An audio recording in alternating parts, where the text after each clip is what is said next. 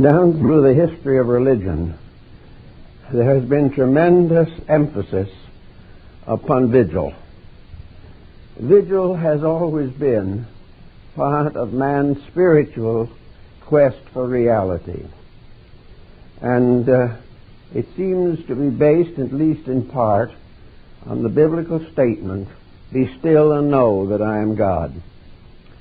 The ancient people depended almost entirely upon internal mystical experiences for their concepts of reality. Much the same were the people of the Southwest American Indian tribes and nations. Vigil was a very common Indian practice. In fact, it was indispensable to the maturity of the growing child. He had to seek always from within himself for those strengths that were to support him through the rest of his life. I think one point that we have to realize is that antiquity did not have the privileges and the protections that we know. And as a result, the child could not depend upon the strength of his community. He could not depend upon the consistency and survival of his tribe. He could depend only upon inward strength. And his quest always was to strengthen the internal life of the individual. Now, as we look at contemporary situations, we find more or less a repetition of the old situation. Today we are learning that it is not possible to depend entirely upon our social protections. We realize that we are not in a secure position, even though we may have done everything that has been required of us by the culture to which we belong. We must have personal strength, and this is what is generally lacking today throughout the world. We are depending upon something else to do our thinking for us, to do our protecting for us, to bring us happiness, wealth, all these things. All depends upon what some other people do. In the older world, everyone had to do for himself. And to do this successfully, he had to have courage. And where was he going to find courage? He could not find it in anything except his religion. Courage was impossible to the ancient person without some foundation in faith or integrities that were of a spiritual or at least philosophical foundation. Also in those older times, when man got into difficulties, there was no one to get him out but himself. Everything depended upon his own ability to survive. He must find his way through the inconsistencies and inconstancies of peace and war, of plenty and famine, of plagues and earthquakes. There was nothing that he could do to save or correct and condition himself except inward strength. So today we remember the old idea of vigil. One of the classic examples of vigil is a painting of a young knight in armor kneeling in front of the altar of his cathedral, holding up the cruciform symbol of the hilted sword, and also praying. Before you could be consecrated as a knight in the age of chivalry, he had to do vigil. He had to remain alone in the church from dark to dawn, occupied with nothing but the contemplation of his place in a divine plan. This was his only hope. He had to have strength to bear the responsibilities of chivalry. He had to be dedicated to principles above selfishness. He had to have courage, not only of the body but of the mind. And the only way was vigil. Among the American Indians also of the plain countries, the vigil was man's introduction to the universal religious mystery of life. The young Indian performed vigil. And in the vigil, the visions came. by which his life was directed and conditioned and led in the way that it was supposed to go. Older Indians with problems and troubles also needed the refreshment of divine association. They went out at night to some quiet place far from the hurry and bury of even tribal life. They placed the 4 prayer rooms at the corners of the world, then sat down and smoked the calumet, the sacred peace pipe, which was the smoking altar of the Indian religion. Then, quietly, the Indian sat back, closed his eyes, but did not lie down. He had to sit up all night for his vigil, and simply added the few words of prayer, "Father, show me the way." This was the direct contact. This was the religious ritual of many of the tribes of American Indian peoples. They had a firm belief that they lived in a world of life, that they were surrounded constantly, not by emptiness, but by a strange divine habitation of all kinds of creatures and beings, some dangerous, some benevolent. But in vigil, at night, the problem was a little more difficult than in the daytime. Out there somewhere in the desert or in the plain, there was no silence in the night. The animals of nocturnal habits came out. Strange sounds were heard, howls, light shone upon the eyes of animals in the distance. Everywhere there was rustling and turning and twisting, and the Indian had to remain completely integrated against the strangeness of darkness, which was the Indian symbol of ignorance. Everything that is ignorance lives in the dark, and the dark is full of sounds, of hazards, of mysteries, and of wonders, and of fears. And it is only the courage of the inner self that can help the thoughtful person to live in a world of ignorance and still keep his faith, keep his beliefs, keep his wisdom, keep his religion. We know in the Bible that the prophets went out into the wilderness to fast and to pray. We know that all the way through Eastern and Western religions, what we call now meditation was very important. Meditation was silence, a silence within the self that was not weakness, a silence that was not emptiness, a silence which was a strange peace rooted in the realization of the utter security of integrity, that which was right had nothing to fear, and that which was wrong had little to hope for. So all these silent communes between the person and something within himself, these were the most important of all circumstances.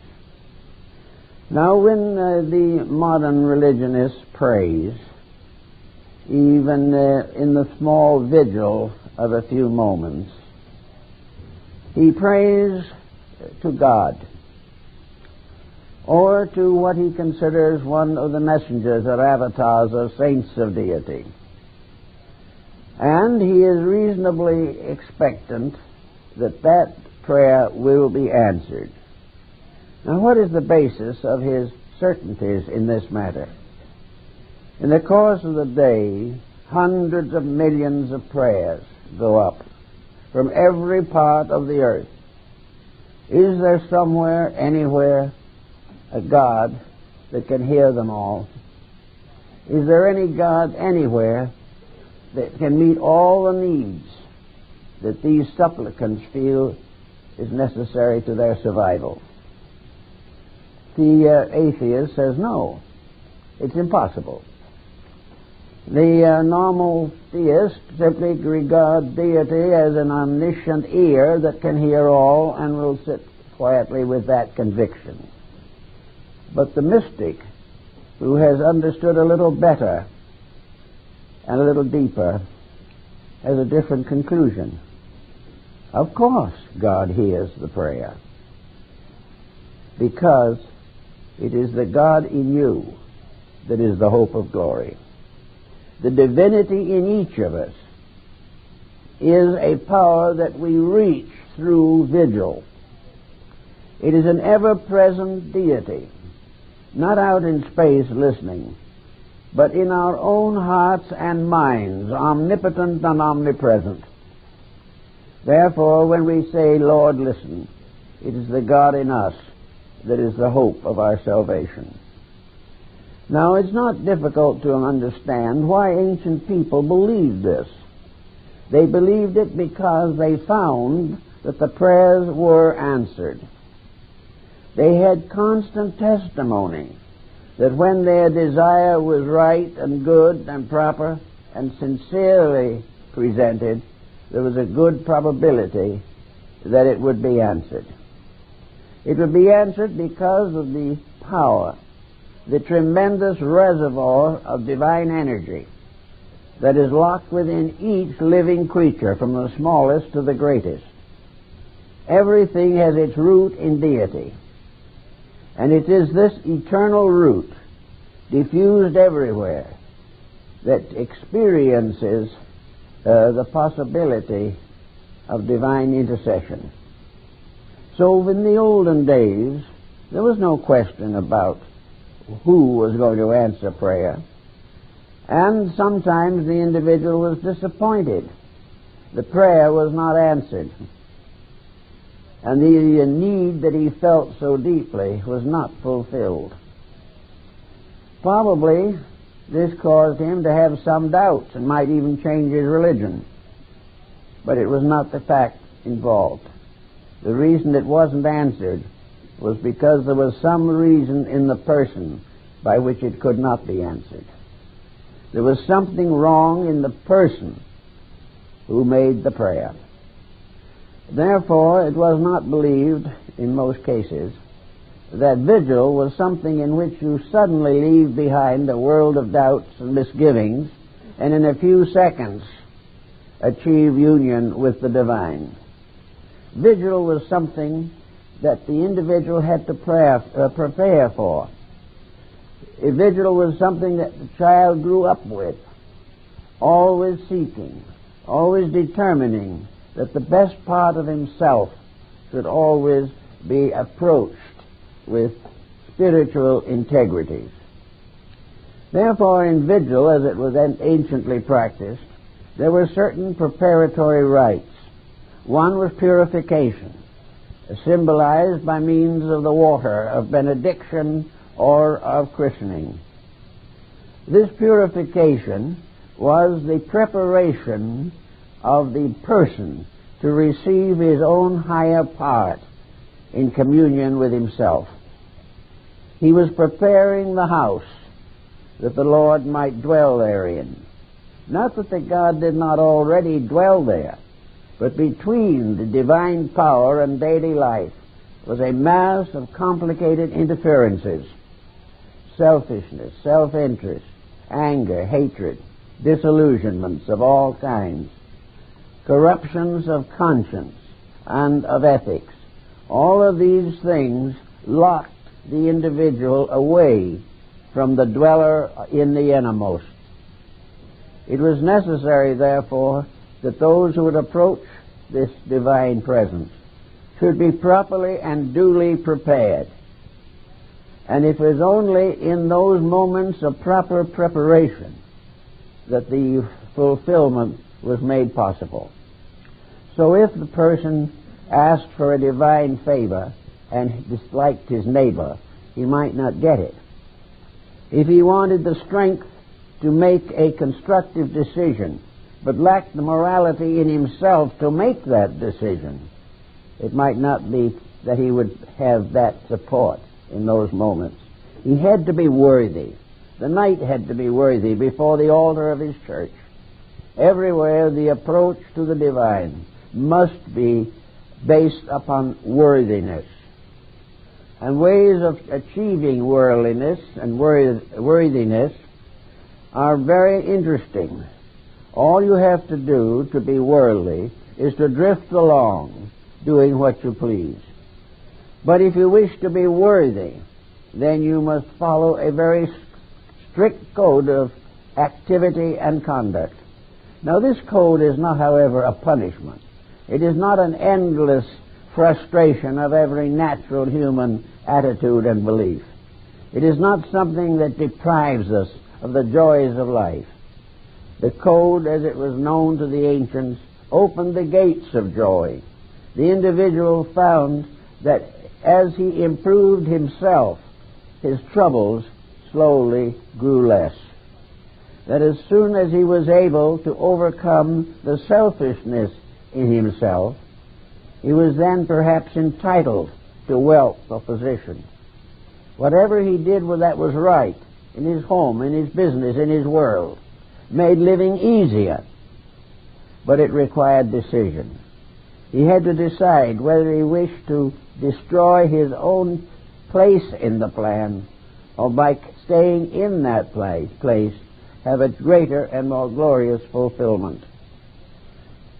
So in the problem we find in Eastern peoples also meditative disciplines, as we find in Zen, or as we find in the Sufis, or these different religious peoples. Always the highest achievement is the reward of being able to go into a mood or state of detachment from self-interest. As long as we think of ourselves first and cater to ourselves first, we will understand the meaning of the words, and the first shall be last, because the basic principle is wrong. So as we go into the problem of vigil, we find, as Swami Vivekananda said on one occasion, that these disciplines are not things that you settle down to for a few minutes a day. These disciplines become the natural life way. The individual is performing his meditation constantly. He is not thinking of meditation. He is doing all kinds of other preoccupied jobs and labors. He is in business, in home. Whatever he is doing, however, he lives in a continuous state of vigil, because he is vigilant over himself. He is watchful to see that temptations are properly resisted, and that in the presence of many opportunities to compromise principles, he remains true to the realities. Now, the reward of this is not simply that he has a little better time in his family, or is a better citizen, or a better parent, or a better child. The real reward is that he is gradually changing the polarity of his life, that he is gradually gaining the capacity to retire into the depths of the innermost in himself. In England and Germany during the 17th and early 18th centuries, there were a great many mystical movements that were very largely devoted to a non-sectarian, non-theological experience of the presence of God. These mystical movements, such as the Pietists and the Quakers and others, Mennonites, these sects believed simply in living a vigil.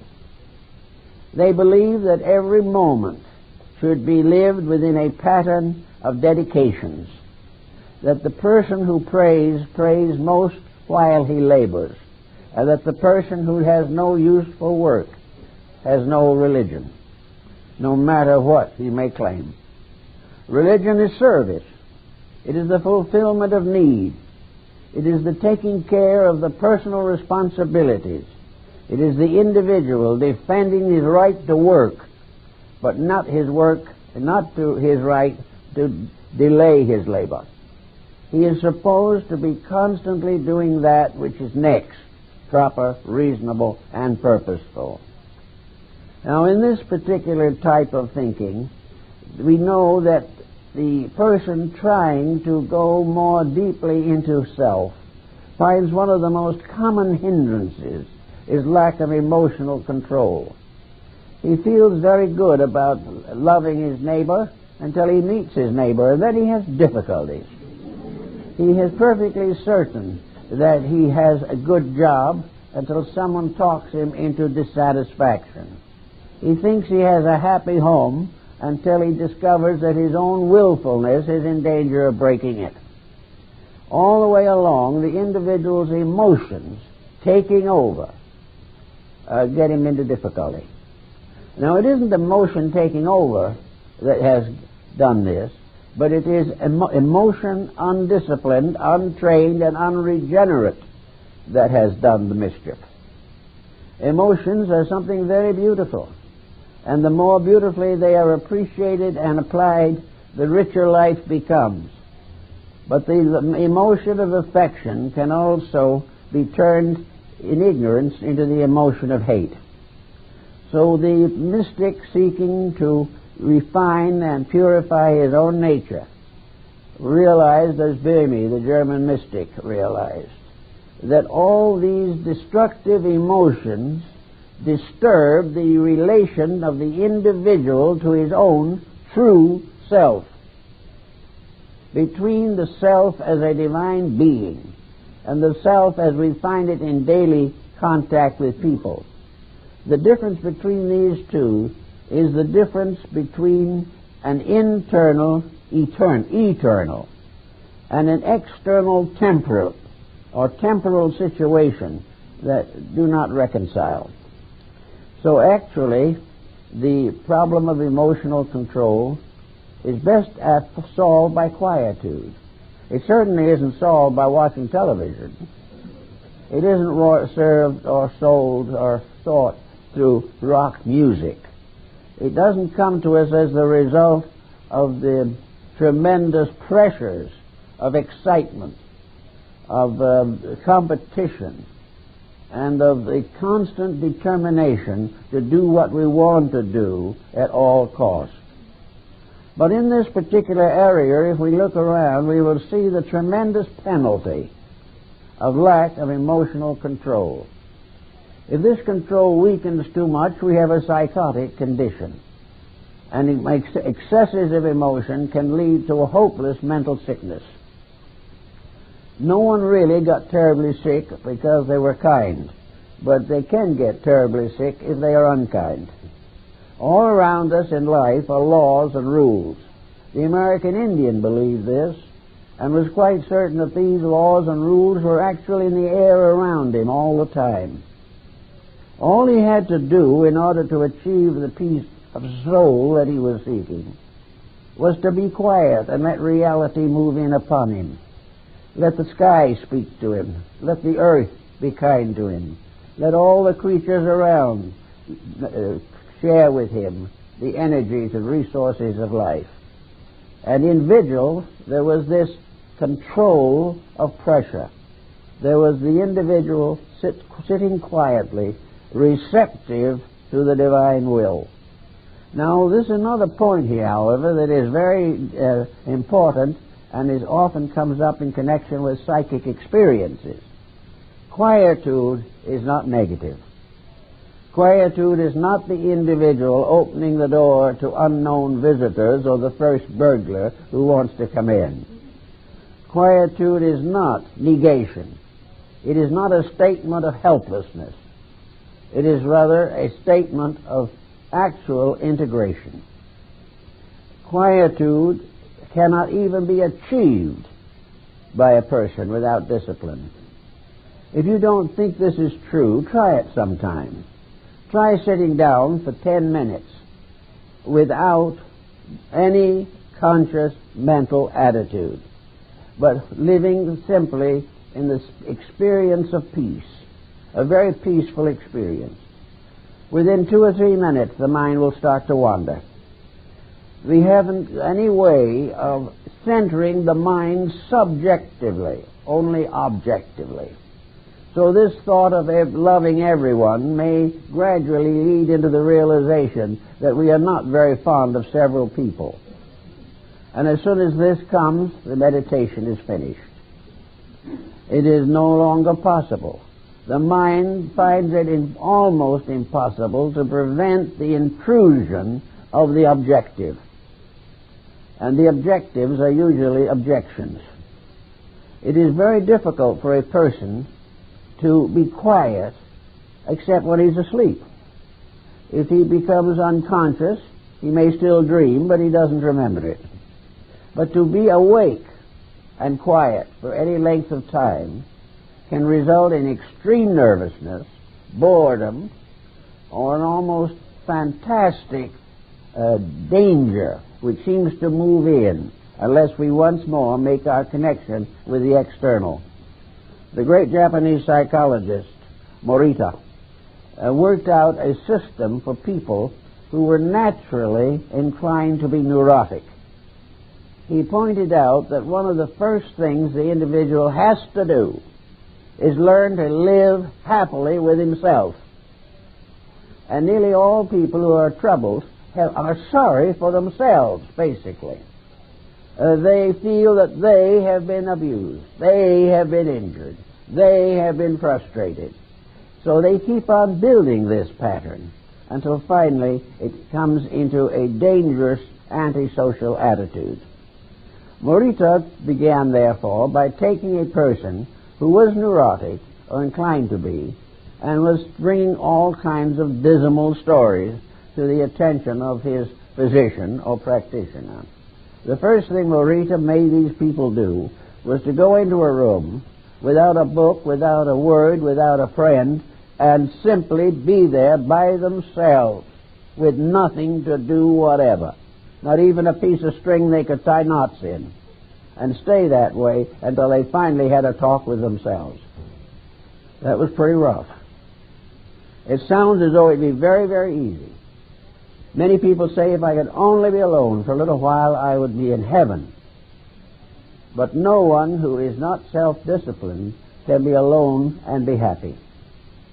All this escape from confusion is due to a desperate effort to depart from the presence of self.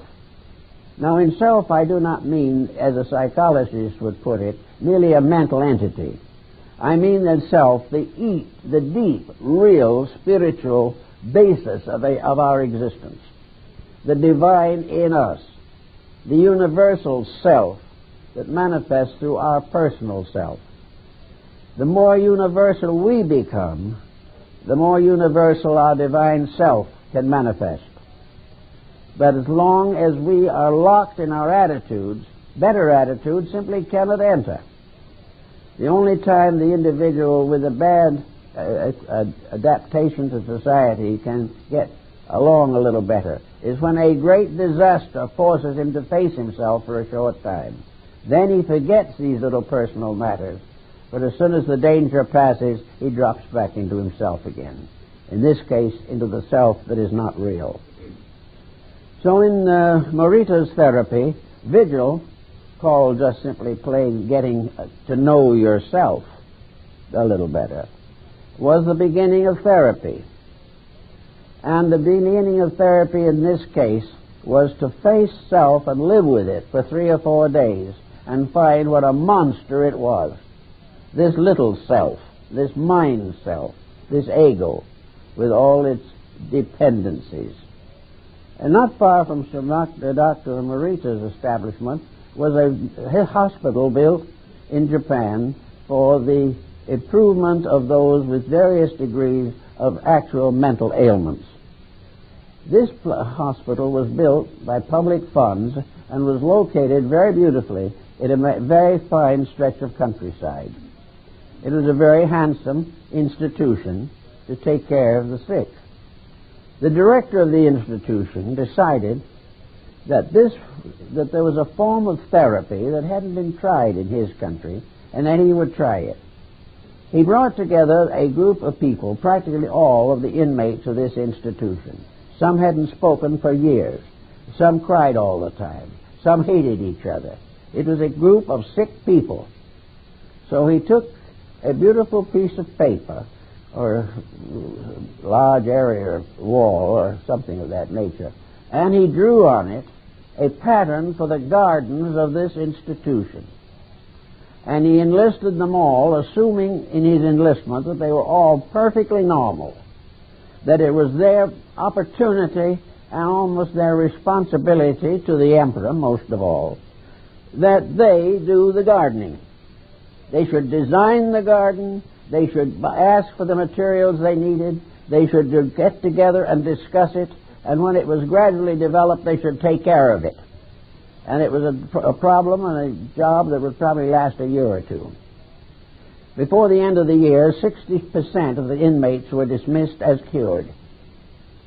Going out and doing it, going out close to life, with the natural sensitivity that these people have to beauty, restored most of them, and in the remaining 40% there was marked improvement.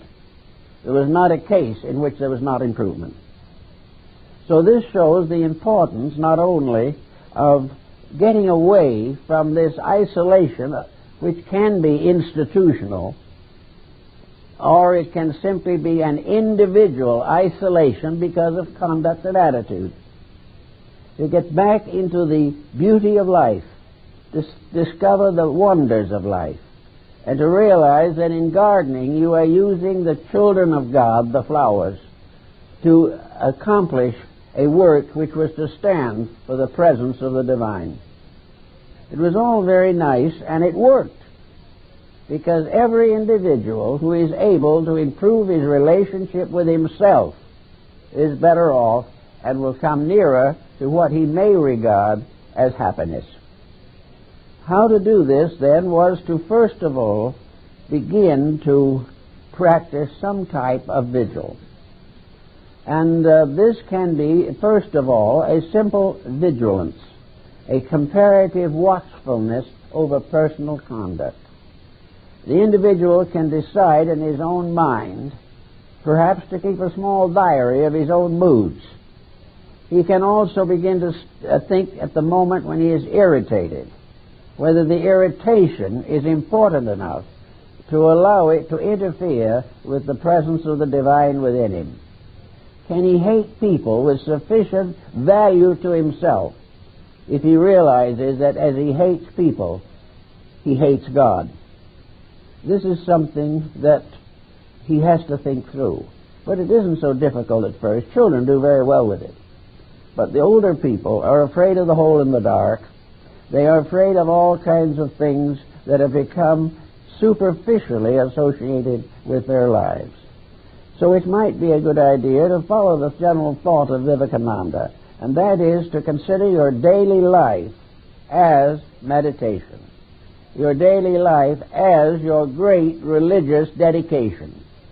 Instead of thinking of religion being when you go to church, let's begin to think of religion, therefore, as when you go to work, when you go to the store, when you take the children to school. All of these things are just as religious as worship, because they are all done for the glory of the reality locked in life itself, a reality which can be released only by conscious dedication. So vigilance or carefulness becomes a basic vigil. It is something in which the person puts a guard upon himself and determines that he will accomplish that which is best for his own good. Now, these things may seem trite to a great many people, but over the years you'd be surprised how many people have come to me with problems that they cannot forget the injustices they have suffered. They cannot forgive the relative who cheated them. They cannot forgive the businessman who shortchanged them. They cannot believe the woman who took away their husbands, or something of this nature. Everything is locked in pain. Then they get a medical diagnosis and are told they are really very sick, and this does the final work. Everything becomes hopeless. These people are a step from physical suicide, but they have already committed mental suicide by their attitude towards life. So for these people, there simply is no way out except by changing their own attitude. Now, it's very hard, maybe, to put a good attitude on top of a bad one and expect it to stick. It probably won't stick. But the vigil technique is different.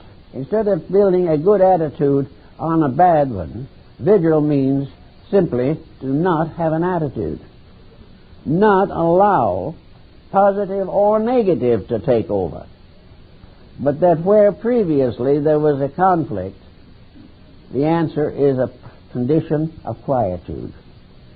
Quietude doesn't necessarily mean you've forgiven your enemy or that you have made a friend out of him. Quietude means that for the moment the whole situation is suspended, that there is no longer any emphasis. Nothing is feeding an attitude, especially a bad one. Without feeding attitudes, they starve to death just like any other part of life. And by not giving support or added emphasis to some ancient tragedy, you gradually get over it. Now, we all realize that in the memory processes, large and important incidents are remembered the longest. And people of older years who have forgotten the names of their own children still remember the unhappiness that happened to them when they were young. This type of memory is spotty, but the emphasis is upon critical situations in most cases. If the memory fails, of course, the individual forgets all his troubles. But the problem is how to keep the memory in good condition and still live with the problems and not let them take over. The one way that the ancients decided was that each person should finally come to realize that he was strangely an individual. He was a person, not a puppet that was having the strings pulled by something else. He was himself. Therefore, he was capable of building a life of his own. And the fact that thousands of people around him were living badly had no basic value for him. He had the right to do as he saw fit or believed. And if doing what he believed was not getting anywhere, then there was probably something wrong with his believing. So this has to be checked out. As long as we can believe that we can avenge ourselves, we will try. But when it gradually dawns upon us that what we call revenge is nothing but making ourselves sick, then it is not so hard to change. We always can remember that the person we dislike is not even aware that we are disliking them, or if they are aware, simply do not care. So the problem of getting ourselves out of the tangle is the thing that has to be considered. In Eastern nations, particularly, children are taught from very early life to have certain religious attitudes. They are taught that when trouble hits them or difficulties arise, be quiet. Be very quiet, but not negative. If the moment the individual is negative and allows all kinds of psychic phenomena to move in upon him, he may be in another difficulty, because most psychic phenomena in some way is symbolical of self-interest, something we want, something we do not want. It is self-pity, it is ambition, it is arrogance. It has nothing to do with the reality.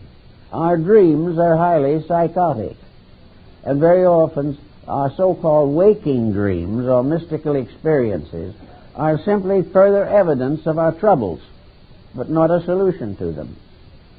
We are always looking for something to solve these problems. We are looking for a teacher who can take them all away from us. We are looking for a religion that will forgive them all.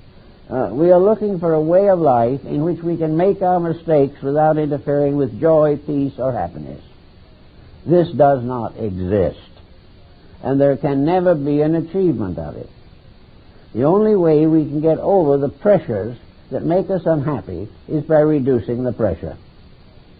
In reducing the pressure, we have to find some way of getting over another tendency we have, and that is to defend the pressure in ourselves. When things get a little unhappy, what do? We turn on the TV, and so we get ourselves off our minds. As soon as we turn it on, we get something else on our minds that's worse. But we feel very content about it, because for a couple of hours we did not remember that we disliked someone. This was release. As soon as we turned off the station, the problems came back. But these considered them to be interludes in which we could get our worries off of our minds. This is a complete fallacy, because these worries are not just simply clouds floating in the sky of our mind. These problems are simply the climate of the entire mental life, and we cannot escape it that way. Also, we also find all kinds of unimportant outlets which we seek to use to keep our minds off ourselves. Now, we can all have hobbies. Hobbies are wonderful things. They can do a great deal to help us. But the purpose of a hobby is not to make us forget our mistakes. The proper use of a hobby is to exercise the mind in a constructive or useful or pleasant way. But hobbies do not cure the basic ignorances from which we suffer. It's only after we get over the ignorance that we can really enjoy the hobby, because enjoyment in its full sense in all cases depends upon the correction of internal attitudes. Now, there have been all kinds of systems set up. Some individuals try to find relief through religion. They join an organization, or as they used to do in the old days, they go through a riverside baptism, and they're saved. But the minister always tells those who know that he has to come back again next year and save the same person again. The salvation seldom lasts over a year. The individual, moved by a common impulse, surrounded by friends who are pushing them forward, and part of a peer group that has been baptized, feels that he has achieved something, and it helps a little. He may drink a little less, he may be a little less annoying to other people, but in about a year the old habits come back, and he has to start over again. Now, this is the way it is with most efforts to correct this type of condition. You cannot correct it from the outside. You cannot get anything into you through education or philosophy or ethics or anything that can definitely substitute for your own inner insight. After you get the insight, your philosophies become very valuable. After you know where you're going, the road map is important. But while you are still locked within the internal conflicts, no amount of external change can really correct the situation. You move out of a difficulty, but you take yourself with you, and the difficulty moves along. So we get this problem now of the quietude. Let's see how we're going to do this, or how it might be worked out in a pleasant way. Well, maybe the first thing to do is to simply sit down once a day and just relax. Just relax away from everything. Don't try to think of something nice. Don't try to think of something that isn't nice. Don't try to wiggle and twist and twitch until you get yourself all nervous again. Just sit down for a few moments and experience the peace and quietude of a universe that extends on through infinite durations, but is aware of the need of every living thing. So we get this problem now of the quietude.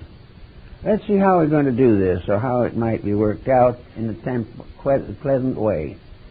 Well, maybe the first thing to do is to simply sit down once a day and just relax. Just relax away from everything. Don't try to think of something nice. Don't try to think of something that isn't nice.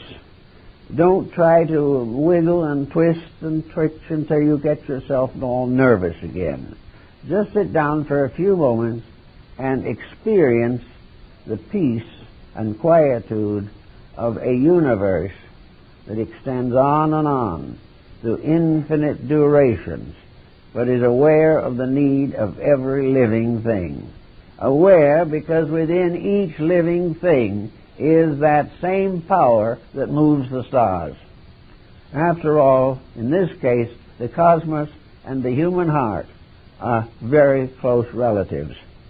In fact, one is simply the extension of the other. So in quietude and with a sense of peace, try to simply contemplate the reality of life as a kind of quiet security, as something that can always be reached, that whenever you are still and quiet and at peace with life, the inside will tell you which way to go. Therefore, you have a right to ask as the Indians ask, show me the way. But in that doing, do not try to tell this voice that you hope for the answer you demand. In other words, do not ask to be shown the way and then insist on going your own way as you always have. If you do, nothing happens, except you will blame the infinite for failing you, when in reality you are the one who has misjudged the situation. Little by little you will find it possible to smooth out the common occurrences of life. You will find that it's no more difficult to live pleasantly with a family than it is to live unpleasantly with them. Now, if the rest of the family is so objectionable that you cannot live pleasantly with them, you always have the realization that in our modern life changes can be made. But not until every possible means has been used to prove to you that you are not to blame for the situation, that you are not the one who irritates someone else, antagonizes them, or tries to dominate them, or is over extravagant in your relations with them. These things each person has to solve for himself. If at the end of a careful resolution and careful solution you still find the problem unreasonable, then you always can take whatever steps you feel desirable. But these steps should also be made in peace, in love, in kindness, and in friendship. Nothing else works. Now we know in the world of affairs that we are afraid of this and we're afraid of that. But most of the shadows that we fear most are phantoms, and these shadows are self-devouring. The negative shadow eats itself up finally and disappears. But always a little special leadership is required to keep our own minds and hearts correct. We have to develop a certain amount of discretion also. We have to decide the best we can what is of first importance, what is the thing most necessary at any given moment. And we must try to do this with complete quietude. And we will find that this quiet way begins to affect decisions. Our decisions are more thoughtfully made. We do not have to rush into a situation. We can contemplate it, we can consider it, we can review it, and we can ask simply, is this the way that I should go? Gradually, these quiet ways of approaching problems can become habitual.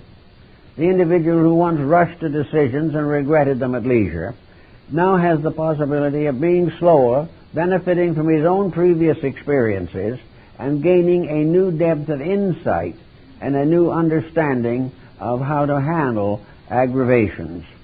By doing this, he is gradually developing vigil. He is gradually increasing the peace in himself. And the more peace there is in his own nature, the more certainly he can respond to the divine realities of his own divine part. It is all a matter of releasing the better, which we keep in prison by glorifying the worst.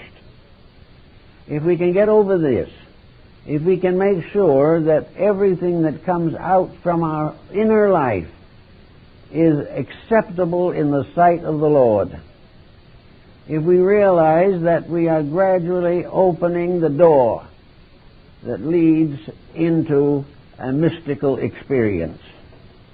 Now, in the ancient times and also among primitive peoples, the mystical experience has been closely related to vigil. It usually occurs in one of three situations.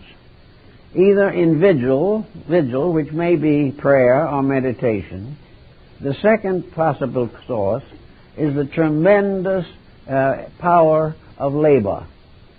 we may find our mystical experience in our work, if our work is actually enlightened. The service of others can lead to an internal spiritual release of energy. The third possible source of the mystical experience is in the presence of the disabled or the infirm, the presence of a crisis, a critical situation in which for a moment at least we forget ourselves in the service of something else that is greater than ourselves. Like the man or woman who cannot swim, who jumps into the river to save the child who is drowning. Perhaps the child is saved and the person who tried to save it is drowned. But this is, from the spiritual standpoint of things, a tremendously vital circumstance in an eternal life existence in which all incidents are comparatively temporary. So actually, the forgetting of self is important to the release of God through the human nature. Until we forget ourselves, we can never think of anything more important than ourselves. And the complete problem of vigil is to make this as quiet and peaceful as possible. An old Indian priest, medicine priest, sitting with his prayer plumes and his peace pipe, is asking divine guidance. He is admitting by the very asking that he is not adequate by himself. Of himself he can do nothing. It is the Father in him who doeth the works. So quietly he asks for insight. He asks for understanding. He asks for wisdom. Or the young Indian going out into the forest, maybe in meditation or in vigil, asking for his totem, the creature that is to become his spiritual protection throughout life, as in much like the daemon of Socrates, a spirit guide, which was believed in by the Egyptians, by the Greeks, by the Hindus and the Chinese, that there is something that goes with us as a spiritual guide, and this something that goes with us is another name for our own soul, a soul which does the works of the Father if we permit it. The human soul is an ever-present protection against the limitations and misunderstandings of the human mind. And so in this way the Indian priest goes out to ask to know. And one time he has a sick person, and this sick person is very, very sick, and he asks the Great Spirit, the Manitou, to give him the key to healing for that person.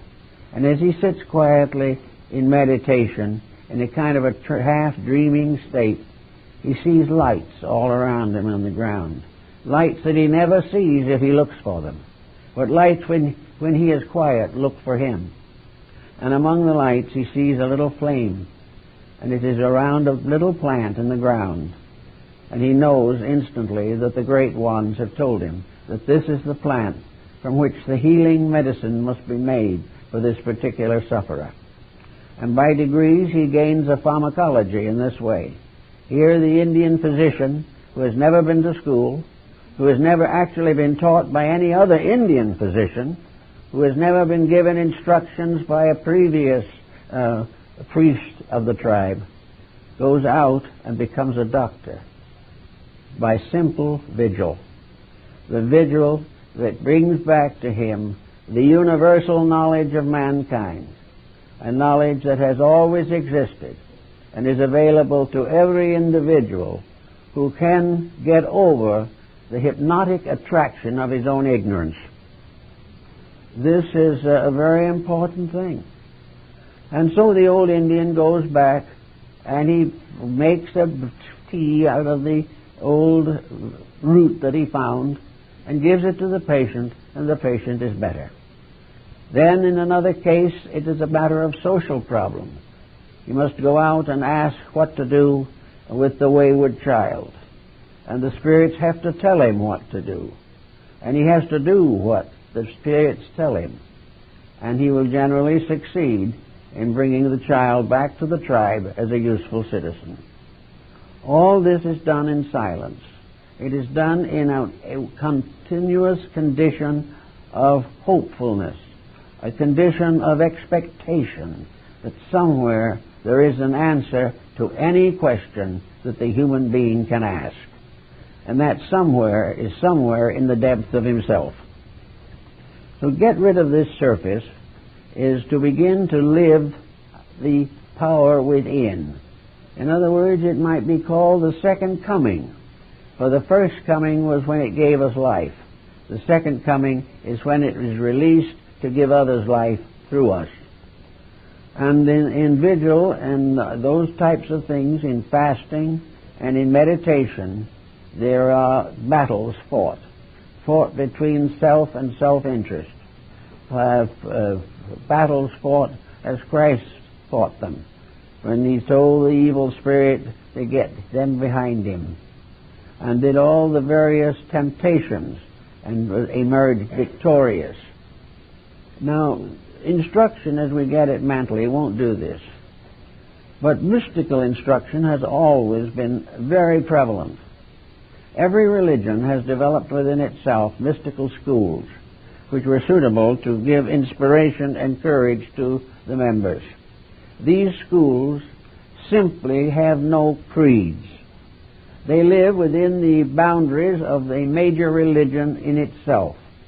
Therefore, the mystical sects of Buddhism exist within the structure of Buddhist philosophy. The mystic sects of Hinduism are part of the Vedas and the great sacred books, the Puranas, of the Hindu. The sacred books of Islam, the Quran, and the Masnavi, are the books which give the dervish his insight, and the Sufi his mystical experiences. And in Christianity, from the beginning, there have been mystical organizations that sought always for the substance and were never deceived by the surfaces of things. There were always some to whom a literal acceptance of a doctrine was not enough. They could join the order, they could become one with it, they could tithe to it, they could support it, and if necessary, they could even die to protect it, but they might never understand it. So it became very important to take literalisms and give them mystical interpretations. If people fail to do this, in the long run, they damage their own faith. For instance, in Christianity, we have now a major strife between Christianity as a religion and science and modernism and political atheism and all this type of thing. One of the great excuses or one of the great causes of this strife has been that they consider, or many consider, that the old theological doctrines are obsolete, that we can no longer fulfill them, we can no longer work with them, therefore we must get rid of them. Now, the thoughtful person looking for life knows this isn't true. He knows that the faith of the people of Christendom, this faith has guided, protected, and helped them for nearly 20 centuries. They know that millions of people have lived better lives and died with greater hope because of the faith of their fathers. We know there are many today who still hold exactly the literal teachings of 15 or 18 centuries ago. And we look upon these people as being a little too orthodox or a little too limited in their perspective. But now comes the eternal answer, the rise of mysticism. These people who are content with it as it is will stay that way. But those who have experienced the importance of religion are not going to give it up because it cannot be scientifically justified, or that it cannot be part of an atheistic society. They have something else. They realize through their own inner lives that the things that they have accepted literally also have metaphysical interpretations. They realize that it is not necessary to preserve the literalisms of things in order to become a member or stay a member of a religion. It is perfectly possible to be in good standing because inside we have found a better meaning, a larger interpretation, or a greater insight into a faith that others accept on the surface only. Consequently, it is perfectly possible for the individual to live with people who are very literal in their theology and not find conflict, because they have sought deeper for a better meaning. And that is what we would commonly know as a religious reformation. Every generation has to adjust religion to its own level of acceptances. But behind all these different levels, there is the one fact that doesn't change, whether we understand it, believe it, or not. And all improvement and growth in religion is toward the realization of the one eternal fact. And one of the examples of that is very simple, namely that we have many great religions in the world today, but the motion in all of them is in one direction, towards the ultimate reunion of all beliefs in the presence of the one great spiritual power that they all honor.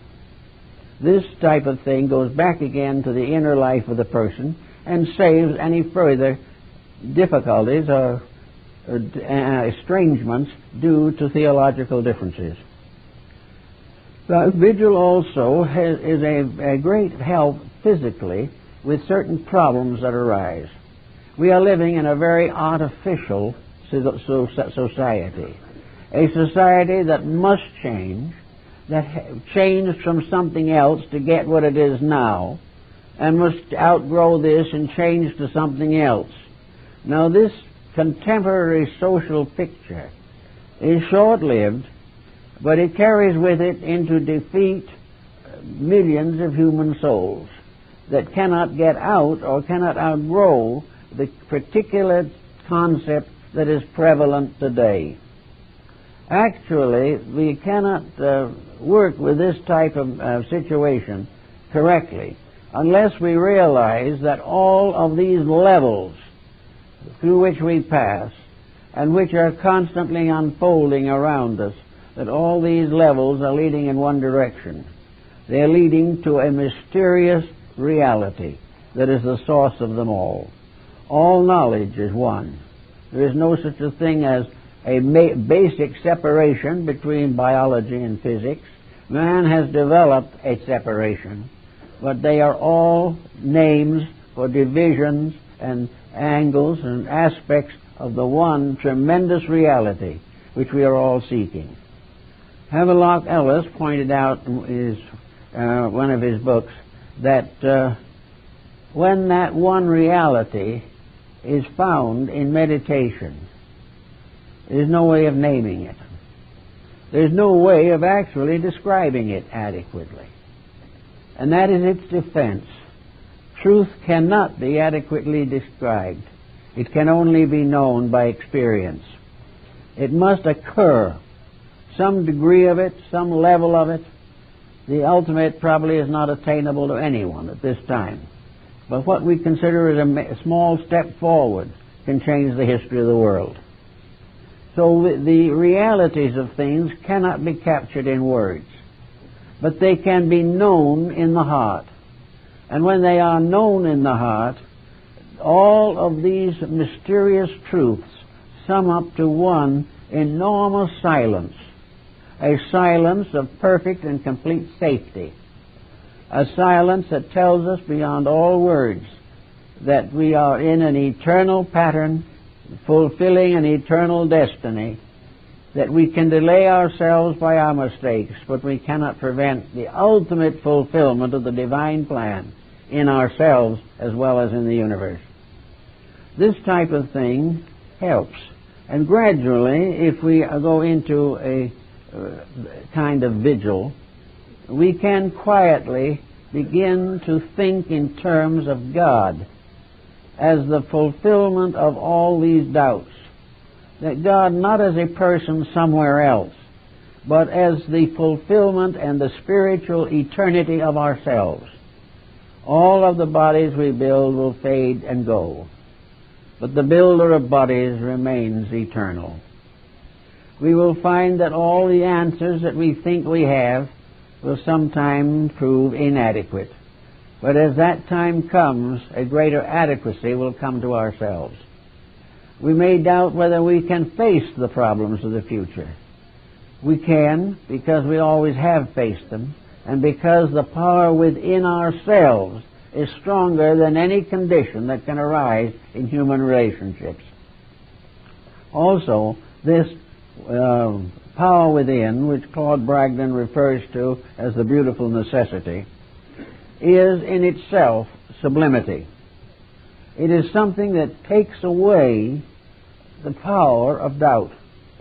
It is something that is faith glorified and lifted up to a much higher level. This sublimity is something that moves upon us. Bamy describes it as simply a tremendous sense of fulfillment, an infinite sufficiency, something in which nothing is lacking, nothing that is needed can ever be absent, nothing that is right can ever fail. There's a tremendous eternal ocean of fact, of reality, of truth, of eternal validity. And this type of mystical experience has become, to mystics and also to a great many natural psychics, a tremendous source of strength. It has become obvious that the little world we live in is passing, and the little body we live in is passing, but the great facts of life never change. The realities will continue until everything in the archetype of creation is fulfilled. And all things are not punishments, but invitations to growth. The things that we call difficulties are invitations to solution. The weaknesses of our own character are the invitations to the development of internal strength. Everything that happens is beckoning us on, but because it may interfere with some little purpose of the moment, we try to resist it. We try to resist anything that interferes with the miseries of the moment. We have become so accustomed to suffering that we regard it as a badge of honor. It is not. It is simply a symbol of the inability of the eternal power to come through to us. This is one of the problems that we are finding now in so-called holistic medicine, particularly in the field of healing. Healing, we have had all kinds of explanations for it. We have known that long before there were doctors, there was disease, and long before the doctors, some of people got well. They got well because essentially the priesthood of healing in ancient times was part of religion. Christ said to the woman, "Thy faith has made thee whole." And there is something in each individual that can come to the rescue of sickness or debilities of one kind and another. Either they can be cured or they can be endured with dignity until the end of the particular pattern involved. But for the most part, they can be improved, and the ability to live with infirmities can be tremendously clarified and even glorified. It is all a matter of the individual's contact with the inner self. Vigil, therefore, in healing is the power of the individual to find peace of soul, peace of mind, and peace of heart. And when these forms of peace are achieved, the body comes under a messianic dispensation. We know that the little cells in the body, in a strange way, are religious. They're not religious because they have a theology, but they are like the beasts of the fields and the birds of the air. They are religious because they live a doctrine. They live a reality of truth. And they fulfill their own destiny with tremendous dignity and understanding, even though they seem so primitive. But these little parts of ourselves can be destroyed by the tyranny of our own ignorance. When these little parts of our bodies need love and thought and care and understanding and insight, and all we give them is a pill, something is missing. And that is why gradually materia medica is becoming involved in a hopeless dosage that does not result in any very permanent restoration of health. Actually, if the individual finds internal peace, it becomes like a revelation, like a spiritual dispensation to all the parts of the body, the organs, the nerves, the veins, all the parts of the body find a tremendous sense of recuperation if the personality is constructive and firm in its optimism and in its integrities. It then has also the courage and power to cooperate with the body in various ways, to assist it to restore its health and vitality. But the beginning is perhaps to realize in a quiet way, perhaps in a kind of vigil, that to this body in which we live, with its hundreds of millions of living things within it, we are God. We are God because we can control that body. We can be an evil demon if we pervert the rights and privileges of that body. We can save it or we can destroy it by an absolute autocracy of power. But autocracy of power is just as dangerous in ourselves as it is in society. What we need is a realization of a universal brotherhood with the atoms inside ourselves. We need to recognize our responsibility to those parts of life that are evolving within us and around us. And little by little, we can come to understand that it is possible for us to understand these atoms, even though it may not be possible for these atoms to understand us. We have the burden of responsibility. We are the guardians of the parts of ourselves, just as we are the guardians of our families, and just as humanity becomes the guardian of humanity itself. So in our meditations and in our vigils, we are helping all the parts, and the reward is that we are healthier, that we are happier. And vigil as a religious experience is a cause of health, of happiness, of growth, of gratitude, and a strengthener of love and friendship. All these things, if strengthened together, certainly will make better living for us than anything we know at the present time. We are still struggling in a competitive society, but the universe in which we live is cooperative and will never rest until we understand that. We are struggling with competition in our own bodies due to the wrong way of administering rulership over the parts of ourselves. We try to force growth. We try to overtax. We try to eliminate or evade or avoid the recreation and peace that are essential to the maintenance of the body. We are not kind to the body, and then we blame the body for being cruel to us. So in the world of vigil, as we close off the outside, we enter into beauty. We enter into peace. We enter into all those wonders which science still seeks in vain.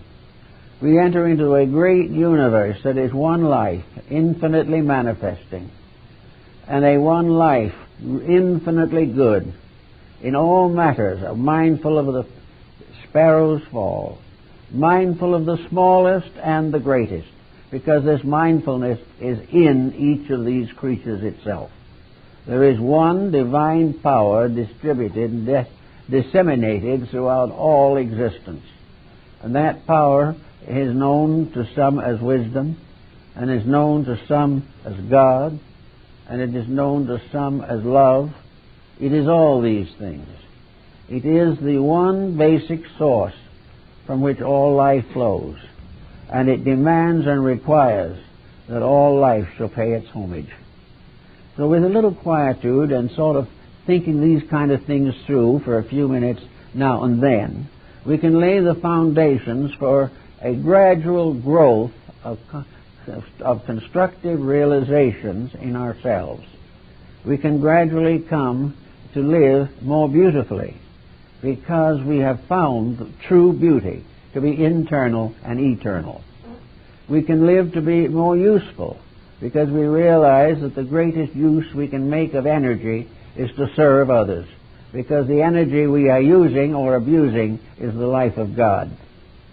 All these things gradually temper our attitudes, and have tempered the attitudes of the mystics of all times. Behind these thoughts, we find the march of the sages, of the great ones of long ago, of the world teachers, of all those who have given of everything to serve the one God, manifesting through their own internal life. And as the Christian doctrine says, who has seen the Son, Christ, has seen the Father.